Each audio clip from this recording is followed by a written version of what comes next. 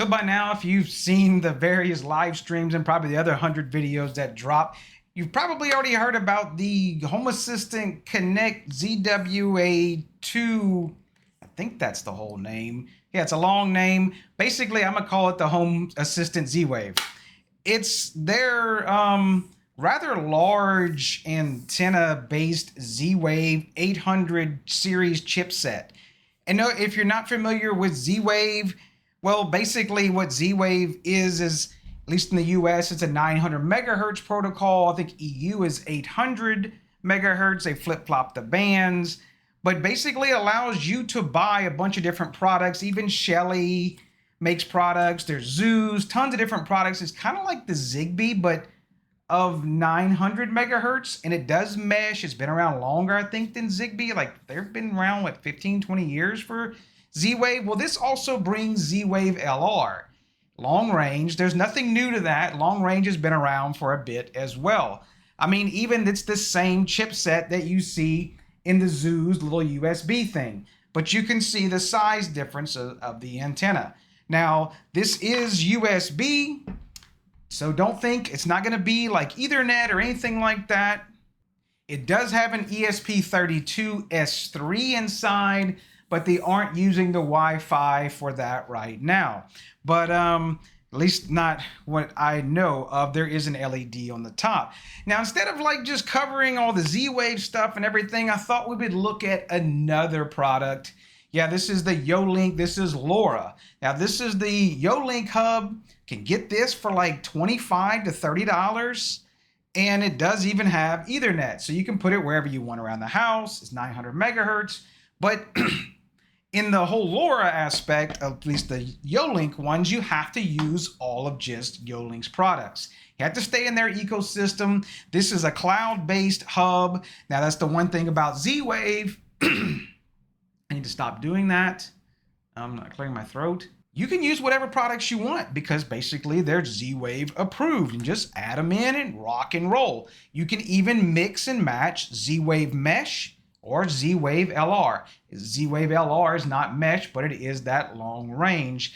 And me and OG did a bunch of different testing because I wanted to see, hey, is Z-Wave LR going to be better or worse than LoRa? Well, actually it wasn't. We were getting real world by putting the radio, this inside the house, going through one external wall. We're getting about 300 to 400 feet of range. And then absolutely insane was the YoLink LoRa. We got like 800 feet of range. I could get all the way down the damn road and still trigger Home Assistant using this remote. Insanity. I don't think I would need to put any sensors down 8-9 houses down the road. I could put stuff absolutely with Z-Wave LR at my next door neighbor's house without issue.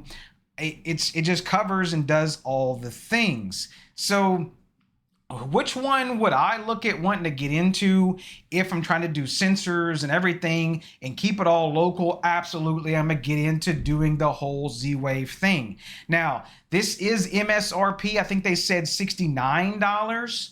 Yeah, of course, it does have that bigger antenna compared to this one. Then this chipset, the Zeus one, you can get for like $40. So do you get what you pay for on this extra antenna versus this? Now, this comes with a cable. This does not come with an extension cable, so you got to spend a few bucks on that, but that's minimal. I'm going to say probably not really. Don't think like, especially I'm going to speak to Hef. If you think this is going to go out and fix all the Z-Wave issues in your big mansion, no, that's absolutely not going to do the thing. It's marginally a little bit better. In my test, it did help out with a plug that I had all the way out in the backyard that's kind of fringe with Z-Wave LR, and this kept it stable. So I was kind of on that cliff, so that helped me push out that cliff a little bit further. So if you're in that same boat, this will be absolutely for you. If you're looking for that extra little bit of range of Z-Wave LR, this will be the device for you. But I didn't want to give you a bunch of open promises of like, oh, this is going to be the best thing ever and everything. Maybe there's some other channels that are going to say that, but I'm not here to say. I'm going to cut it to you straight. It's just going to give you a little bit more edge. So the setup is actually really easy, especially if you're running HOS or whatever. You do use like Docker containers or VMs, you do need to make sure you do need to pass in the USB device for the actual Z-Wave controller. Once you plugged it in, just pops up as auto discovery. You can just hit the add button. So we're going to hit add, and then they'll have a few steps. So you can do recommended installation, custom, etc. We'll just go through as the recommended one.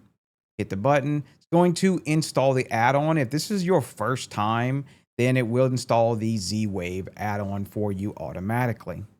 Now, if you're not using HOS, you need to go and install like your own Docker container, etc. for the Z-Wave JS UI. I think that's the one I use.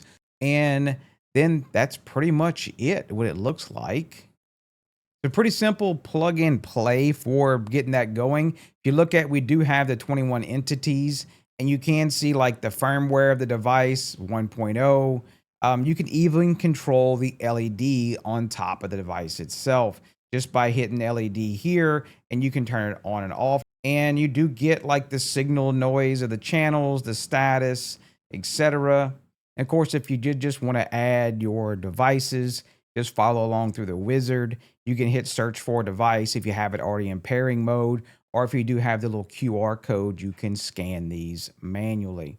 Or if you do have a webcam on here, I guess it's not seeing my webcam, but yeah, you could put in the code there. Probably the easiest way is actually to use the HA app with your phone and just use the camera there to scan those QR codes. Then you can walk around with it and stuff too, because that's where you should do is pair your stuff in place where it's going to be installed at. Don't bring it to the hub. So we're at the park. Wanted to try it. The house is over here, probably on the other side of that house. So let's give this a shot. So we got the YoLink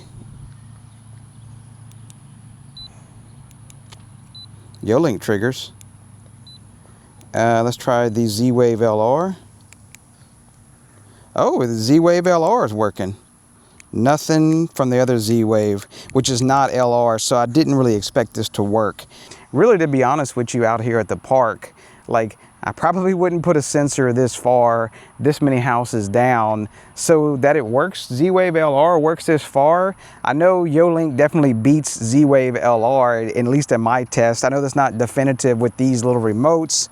I mean, maybe this one is more powerful to transmit. And now I got a wasp on me. OG saved me. So yeah, it still works with Z-Wave LR and YoLink this far. I'm curious to go see how far YoLink will work. We're gonna go all the way over there. When I point over there, Owen's supposed to pull the camera. We're gonna go all the way over there and go see if the YoLink works. You wanna do it, OG? Huh? So we're all the way at the other side of the hill in the park and hit the YoLink. Oh, it's not working. We're just at the fringe.